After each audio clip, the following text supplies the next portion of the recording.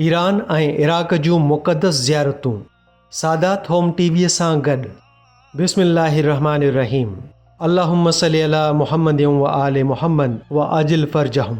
अस्सलामु अलैकुम या अली अलैहिस्सलाम मदद। नाज़रीन, आउं आहियां सैयद अरशद अली बुखारी ऐं अव्हां ॾिसी रहिया आहियो सादात होम टीवी।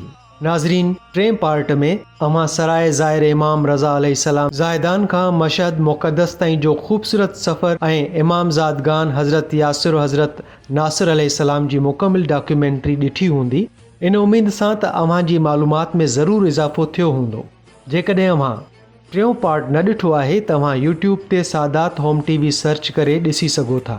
ऐं हा, ॾिसण खां बाद अव्हां ॾिसंदड़नि खे गुज़ारिश आहे त यूट्यूब ते सादात होम टीवीअ खे ज़रूरु सब्सक्राइब कंदा ऐं बेल आइकान खे ज़रूरु वॼाईंदा, यानी घंटीअ खे ज़रूरु वॼाईंदा त जीअं हर नई वीडियो अपलोड थियण जो पैगाम पहिरियां अव्हां खे पहुचे। ऐं हा, Sadat home TV Facebook, Twitter ऐं इंस्टाग्राम ते पिणु मौजूदु आहे।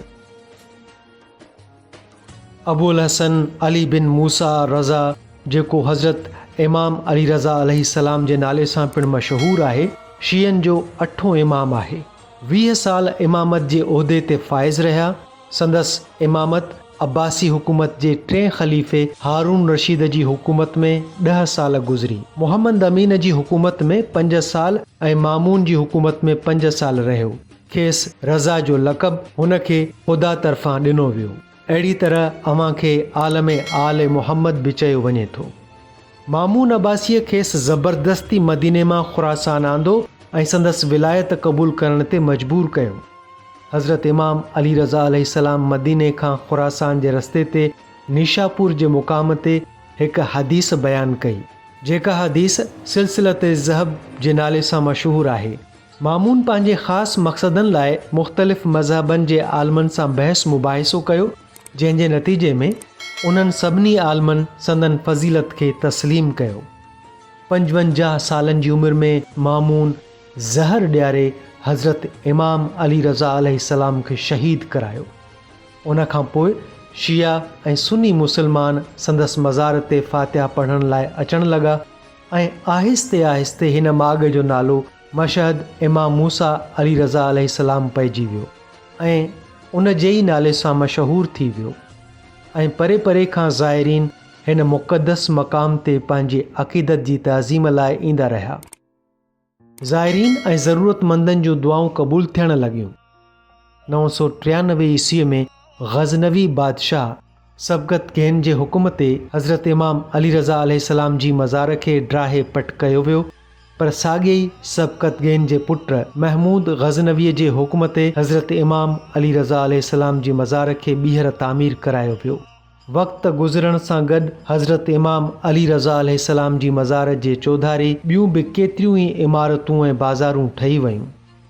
हज़रत इमाम अली रज़ा अलैहिस्सलाम जी मुक़दस मज़ार मशहद ईरान में वाक़िअ आहे ऐं हाणे हिकु अज़ीमुल शान इबादत गाह आहे, जेका ईरान में सभ खां वॾी इबादत गाह आहे, जंहिंमें अजाइब घर, लाइब्रेरियूं, मदरसा, गोहरशाद मस्जिद, रिज़वी जामे पिणु आहे ऐं ही 5,98,657 चौरस मीटरनि ते पखिड़ियल आहे।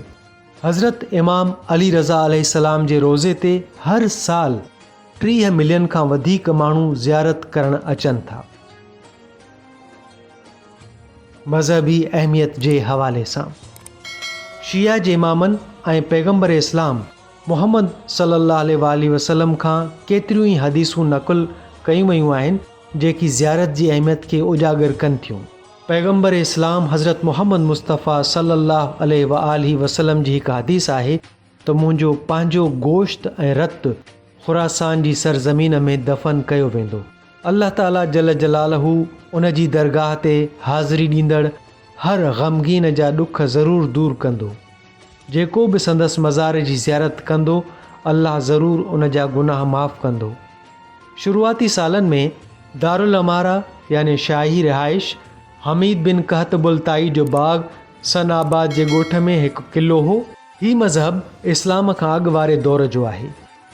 इहो सन आबाद नीशापुर सुर्ख तूस रदोकन जे फ़ोरिक रोड ते रखियो वियो। क़िलो सरहद जे मुहाफ़िज़नि लाइ पाण खे पोज़ीशन ॾियणु ऐं उन्हनि रस्तनि ऐं इलाइक़नि जी हिफ़ाज़त लाइ हिकु जाइ ते बणायो वियो हो। हारून रशीद जी वफ़ात खां पोइ खेसि उन ई जाइ ते दफ़न कयो वियो।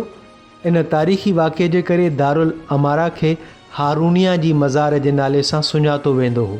दारुल अमारा जी असुल अंदरी इमारत ज़रतश्ती मंदिर हुई। मामून जे हुकुम ते हिन इमारत खे ड्राहियो वियो ऐं पोइ खुरासान जी ख़ासि तर्ज़ ते तामीर करायो वियो। इमारत जे चौधारी 4 सादियूं ऐं नंढियूं दीवारूं हुयूं जिन खे हेठां ढलुनि वारो गुंबद ढकियल हो। उन खां पोइ मक़बरे जो नालो तब्दील करे मशहदुर रज़ा रखियो वियो। मशहद जी लुग़वी माना आहे उहा जाइ जिते शहीद खे दफ़न कयो वञे। मशहद इलाइक़े जे लिहाज़ खां दुनिया जो सभ खां वॾो इबादत गाह आहे।